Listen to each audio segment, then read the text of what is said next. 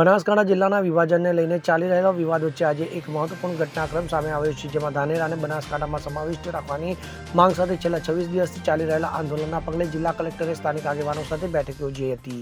તો આ મહત્વપૂર્ણ બેઠકમાં ધાનેરાના ધારાસભ્ય માવજી દેસાઈ, પૂર્વ ધારાસભ્ય નાથાભાઈ પટેલ અને હિત રક્ષક સમિતિના પ્રમુખ અમૃત રાવલ સહિતના આગેવાનોએ હાજરી આપી હતી। તો બેઠકનો મુખ્ય હેતુ તાલુકાના લોકોનો મત જાણવાનો હતો। તો જિલ્લા વિભાજનની જાહેરાત બાદથી ધાનેરામાં સતત વિરોધ પ્રદર્શન થઈ રહ્યા છે। તો સ્થાનિક લોકોએ પોતાની માંગણીને વેગ આપવા જિલ્લા કલેક્ટરને હજારોની સંખ્યામાં વાંધા અરજીઓ સુપરત કરી છે। તો આ બેઠક દ્વારા વહીવટીતંત્ર અને સ્થાનિક નેતૃત્વ વચ્ચે સંવાદ સ્થાપિત થયો છે, જે આગામી દિવસોમાં આ મુદ્દાના નિરાકરણ માટે મહત્વપૂર્ણ સાબિત થઈ શકે છે।